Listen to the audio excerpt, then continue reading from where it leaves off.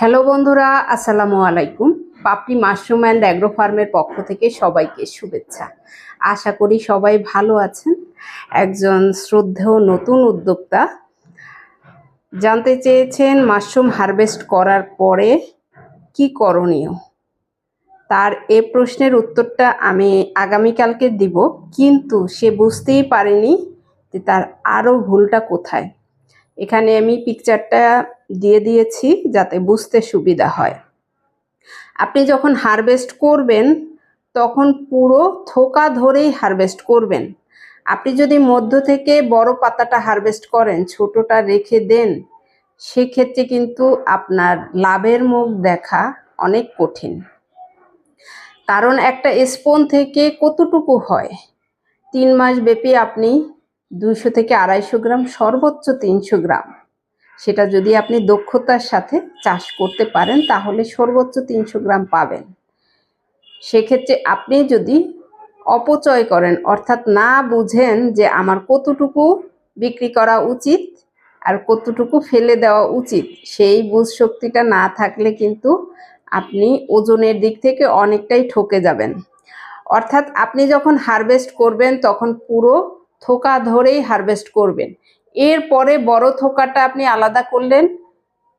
যদি ছোটগুলো বিক্রি করতে অসুবিধা হয় সেক্ষেত্রে আপনি এটা শুকিয়ে ফেলতে পারেন, তাহলেও তো আপনার এটা অনেকগুলো জমে যাবে ধীরে ধীরে। কিন্তু আপনি ফেলে দিলে কি হবে? কোনো তো লাভের মুখ দেখবেন না, অপচয় হবে। আপনি এভাবে শুকাতে পারেন নতুন অবস্থায়, হয়তো বা ছোট পাতাগুলো বিক্রিতে সমস্যা হতে পারে, তবে আপনি বড় পাতার মাঝে ছোটগুলো মিক্স করে দিলে এই সমস্যাটা হয় না। অর্থাৎ প্যাকেজিংটা হবে বড় পাতাটা বাহিরের সাইডে, ভিতরে অল্প অল্প করে ছোটগুলো দেয়া যায়।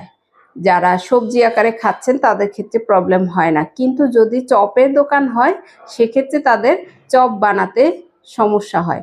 আপনাকে কাস্টমারের ক্যাটাগরি বুঝে আপনাকে প্যাকেজিংটা করতে হবে, কারণ আপনাকে নিজেকেও লাভবান হতে হবে এবং যে খাচ্ছে, যিনি নিচ্ছেন, তাকেও পোষাতে হবে। অর্থাৎ চপের দোকানগুলোতে দিলে আপনাকে বুঝে শুনে দিতে হবে।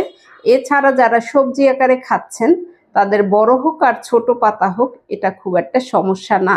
তবে প্যাকেজিংটা আকর্ষণীয় করার জন্য আপনি বাহিরের সাইডে পিপির 4 ও 5টাতে বড় পাতাগুলো সাজিয়ে দিবেন, ভিতরে ছোটগুলো দিয়ে দিবেন। এভাবেই প্যাকেজিং করে নিলে আপনি নিজেও লাভবান হবেন, যারা নিচ্ছেন তাদেরও কোনো ক্ষতি হবে না।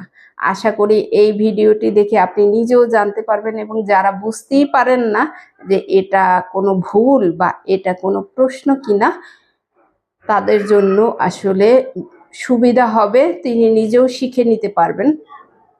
কারণ আপনার প্রশ্নটা যেটা ছিল তার আগে গুরুত্বপূর্ণ প্রশ্নটা হয়েছে আপনি আসলে হারভেস্ট সঠিকভাবে করেননি।